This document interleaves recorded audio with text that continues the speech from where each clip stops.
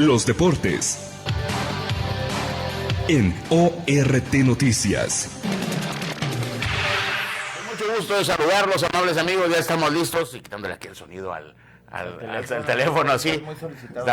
Sí, sobre todo a esta hora de la mañana y para muchos que es de descanso, quienes todavía están, sobre todo la fuerza escolar, educativa, que están de fin de semana largo por el cambio del 5 para el 4, pues estamos muy contentos de saludarlos. Darío Vera, ¿cómo te va? Bienvenido. Gracias, muy bien, José, excelente semana. Qué bonito es llegar así con toda tranquilidad, sin prisas, sin que tengas que ir pitando, que te vayan pitando, ¿verdad? Sí, porque eso puede ser que tú o que a ti. Hay que sí, ser también honestos, mismo que digamos que nosotros no, pero pues está muy tranquila la ciudad. Ojalá que ya esté despierta la gran población de Victoria y sobre todo para escuchar ORT Noticias y esta mesa de análisis. Pues estamos listos para hablar acerca de la liguilla del fútbol mexicano, esta que pues configurada como tal ha tenido, porque no podemos dejar de lado el hecho de la polémica que se generó desde la semana pasada, porque sí ha llegado a afectar. Sabíamos que estaban jugando con esas reglas todos los equipos, porque el acuerdo fue en asamblea de presidentes de los dueños del fútbol mexicano, como se dirigen ellos. Yo lo diría entre comillas porque los intereses siguen estando muy limitados a ciertos grupos, a ciertos presidentes, ciertos dueños de algunos clubes.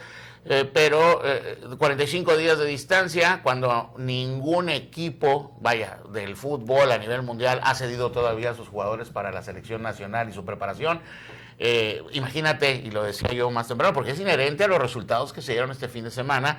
Imagínate que el próximo fin de semana, y lo comentaba más temprano, el Barcelona-Real Madrid, y que diga el entrenador español, ¿saben qué? Necesito que me pasen a los jugadores que van a participar en la selección. Y el clásico, porque yo lo llamo incluso mundial de clubes, o sea, para mí es el clásico de clubes a nivel mundial, es por excelencia, se juegue sin los jugadores más importantes de los cuales representan y por lo que se está jugando. Y esto definitivamente vino a afectar a algunos equipos, en particular, pues lo sabíamos, Chivas iba a ser el más dañado en este tema. Y bueno, pues termina perdiendo 3-1 con Tigres. Lo de el día de ayer fue un rarísimo partido entre América y Pumas, y lo dije rarísimo dentro del deportivo porque uno apretaba y luego el otro aceleraba y luego bajaban el ritmo y luego los tiempos del partido no los aprovechaban, y cuando Pumas parecía que podía ya definir la serie, termina regalando 2 penales, porque es lo que hace, regalar 2 penales, 2 faltas muy tontas dentro del área, y al final un 3-3. Lo de Pachuca me parece que es hasta cierto punto creíble, por decirlo así, en cuanto al resultado se refiere, porque Toluca no anduvo, sobre todo la segunda parte del torneo no anduvo muy bien, y el otro resultado de Cruz Azul me parece normal.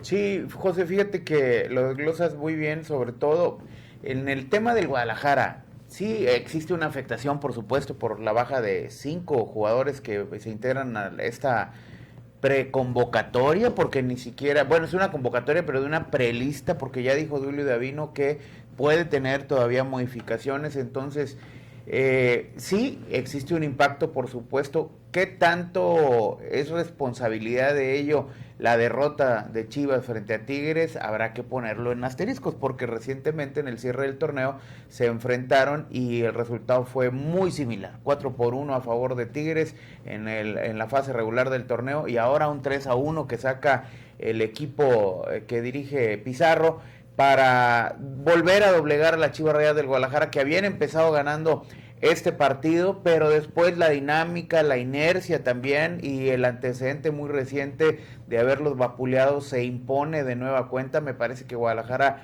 de manera sorpresiva empezó ganando este partido. Tigres empezó bastante mesurado. Puede ser, lo voy a decir con toda honestidad, José, uno de los partidos o el único partido que vi íntegro, el de Tigres contra Chivas, por ahí el de Cruz Azul también en gran medida. Ayer no tanto, porque te soy honesto, pues estaba con un ojo a las semifinales de la Liga de Expansión y estos partidos dominicales de la Liga MX, pero por supuesto no somos ajenos a esta serie de situaciones que se presentan en el partido de América. Creo yo que Pumas estaba haciendo valer su calidad de favorito, pero a la hora ya de revisar de manera posterior las faltas que fueron indicadas como penales, creo que sí se quita.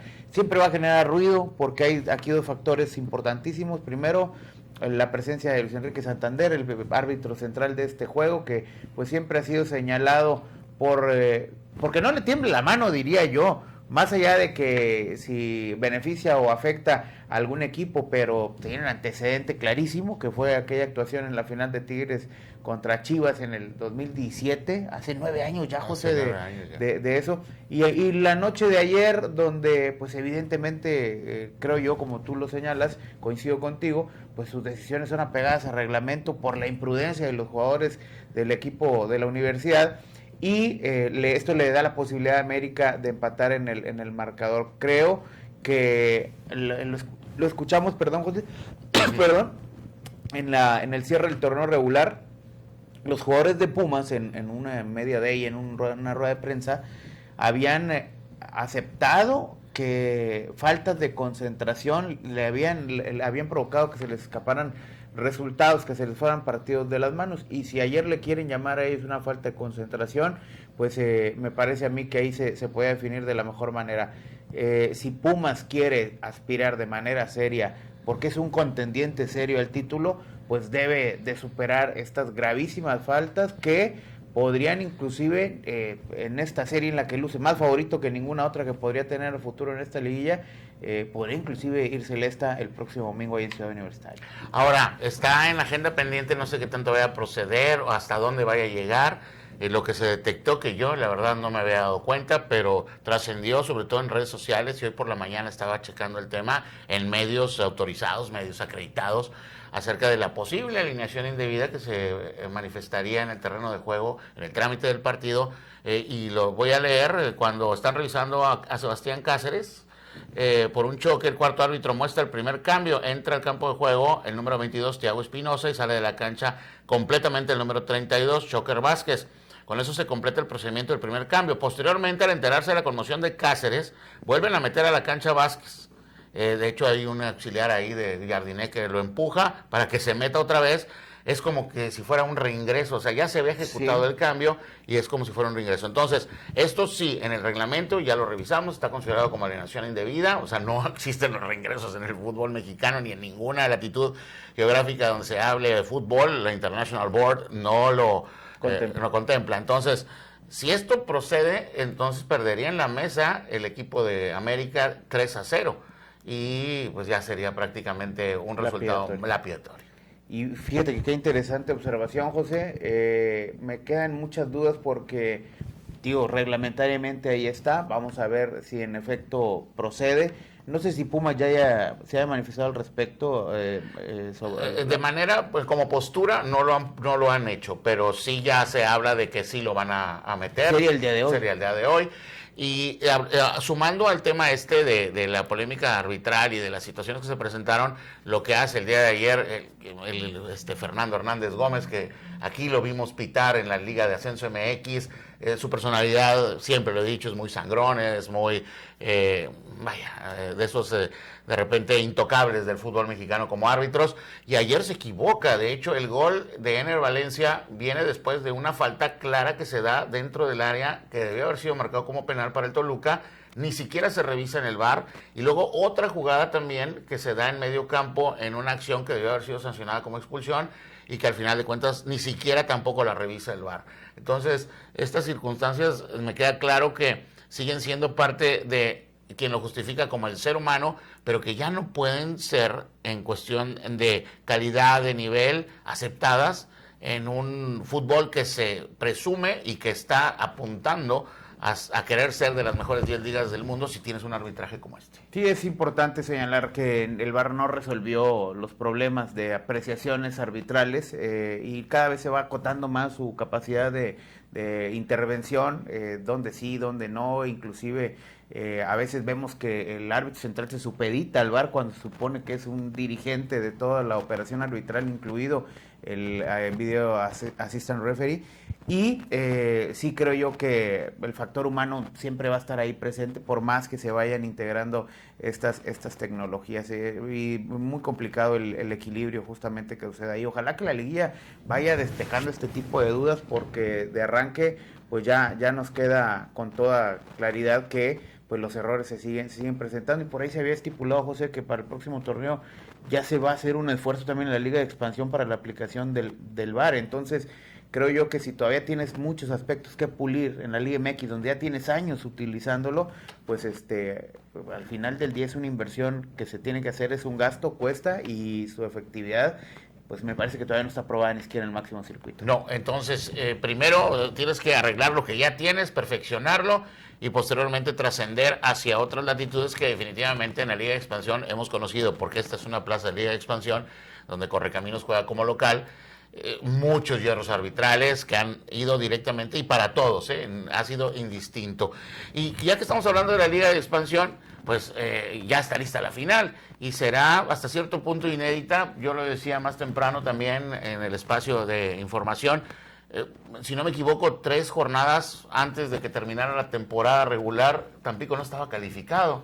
Y ahorita otra vez va a pelear, incluso no solamente por un título, sino por el bicampeonato. Y hay que recordar que el Tampico Madero regresó para el clausura del 2025 como invitado a esta Liga de Expansión. Ha jugado 3 torneos en Liga de Expansión y en los 3 ha jugado las finales, José. Entonces, primero, de entrada, más allá de cualquier situación o de una índole que sea subjetiva, hay que reconocer el trabajo del Tampico, no es casualidad. Ayer, la verdad, ese gol, que ni siquiera es gol porque termina siendo un autogol de Davon Magaña, corre con muchísima suerte. Hay quien lo calificó de chiripa y puede ser que sí, pero pues es la suerte del campeón o del campeón vigente o del que se va a coronar bicampeón eventualmente, porque más allá de un deseo es una posibilidad muy firme que existe al estar ya instalado en la gran final. Yo nada más quiero dejar este tema sentado en la mesa porque creo yo que tiene una hipótesis firme que lo sustenta. El Tampico Madero está a la puerta de un bicampeonato, es decir, si existiera el formato de ascenso deportivo, el Tampico Madero podría ascender directamente a la primera división o a la Liga MX. No existe el formato de ascenso deportivo, pero ante el riesgo latente de la creación de esta Superliga de 20 equipos, alguien que tendría todos los méritos y toda la cara para irse a plantar a la Asamblea de Dueños, a la Federación Mexicana de Fútbol y a la Liga MX para solicitar se respete su derecho deportivo ganado en la cancha, sería eventualmente la Jaiba Brava del Tampico Madero. ¿Qué tan viable puede ser esto? Yo diría prácticamente una moneda al aire. No existe la tal figura en este momento, como no existe ni siquiera la firme propuesta de crear esta Superliga de 20, aunque ya por ahí lo hizo público Jesús Martínez en la votación del Salón de la Fama, pero de la suspensión permanente del ascenso durante otros 5 o 6 años más, lo cual me queda claro que lo pueden prolongar de manera indefinida hasta que ellos quieran, aunque esto viole la resolución del TAS. Pero sí, vamos a ponerlo en un contexto muy claro. No existe el ascenso deportivo, pero si existiera la creación de una Superliga, que en teoría es el siguiente paso que quieren dar los dueños de la Liga MX, el Tampico Madero con un bicampeonato en la bolsa y con un proyecto probablemente serio, que no dudo que así lo tengan, pues puede decir quien merece un cupo ahí, más allá de una venta o compra de una franquicia, soy yo por haber demostrado en la cancha que soy el mejor equipo de la Liga de Expansión durante un año completo y quizás un poquito más por esta primera final donde llegan y no logran capitalizarla con un campeonato. Estoy seguro, José, que si vemos un contexto más amplio, esta posibilidad podría convertirse en una posibilidad latente y una posibilidad real, aun y cuando en este momento no exista una certeza administrativa clara. Ahora, estás tocando, porque la estructura de lo que representa el modelo de negocio en el fútbol actualmente, como cualquier deporte, tocas puntos importantes que son a destacar, pero hay uno que también va a contar bastante. El hecho de que el cliente, que me refiero al aficionado, ha demostrado en el sur de Tamaulipas que no solamente quiere fútbol de primera división, de Liga MX, sino que quiere fútbol. Y lo ha demostrado yendo a las gradas y no nada más en estos últimos torneos, no nada más superitado a los resultados deportivos, que eso ayuda, por supuesto, y bastante. ¿Y por qué hablo de la afición? Porque eso va a atraer a las marcas, eso va a atraer a los inversionistas. A decir, es un producto que donde yo me anuncie, determinado número de ojos me va a estar viendo primero en el estadio y posteriormente, por supuesto, con todo lo que significaría el tema de la visión en televisión y promoción de marca y demás. O sea, tiene un potencial importante, que el único pero tal vez sería la inversión, que me parece, ya teniendo esa posibilidad, porque tiene que ser multimillonaria, en un estadio que desafortunadamente en infraestructura sí tiene muchas carencias. Y que no es ni siquiera del club, es un estadio que le rentan al sindicato petrolero y que siempre ha estado... Bueno, Atlante no tenía tampoco estadio. Bueno, no, sí, vaya, no tiene estadio, pero a diferencia, Atlante va y renta donde le presten, ¿verdad? Pues, iba a decir como Cruz Azul, pero luego te vas a enojar. No. Atlante Cruz Azul se me hace muy mediocre. Sí, y en el tema Atlante ni siquiera le importa jugar o no en la Ciudad de México. Ha jugado en Cancún, ha jugado en Ciudad de Nezahualcóyotl, ha estado en Zacatepec, imagínate. Es decir, Atlante es un equipo, un equipo andariego. La Jaiba Brava no, es un equipo con mucho arraigo, hiperlocal, que representa no a una ciudad o a dos ciudades, sino a toda una región, como lo es a toda la Huasteca, el norte de Veracruz, la región huasteca de San Luis Potosí, el sur de Tamaulipas. Me queda a mí muy claro que no es un equipo únicamente supeditado a una ciudad, y en este caso, en la cuestión del Tampico, sí puede ser que logren un acuerdo con el sindicato. Yo no sé qué tanto el sindicato se quiera despojar de esa propiedad, que debe ser multimillonaria también, y por ahí podría ser inclusive un tema de un análisis más amplio. Pero creo yo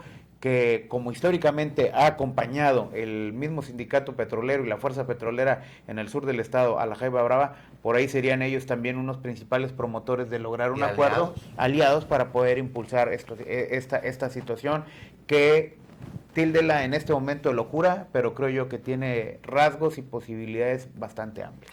Y bien, ya estamos prácticamente sobre el tiempo para irnos a la pausa. Ya nuestro productor Javier Rodríguez nos ha hecho la indicación y dejar este tema, porque será trascendencia. No sé en qué momento ni hasta dónde pueda llegar, pero Bruno Marioni la semana pasada, quien es el presidente deportivo del equipo, o director deportivo del equipo de Tepatitlán, levantaba la voz acerca de este tema que Jesús Martínez había puesto en la mesa de una manera imprudente, me parece, en un lugar que no le correspondía.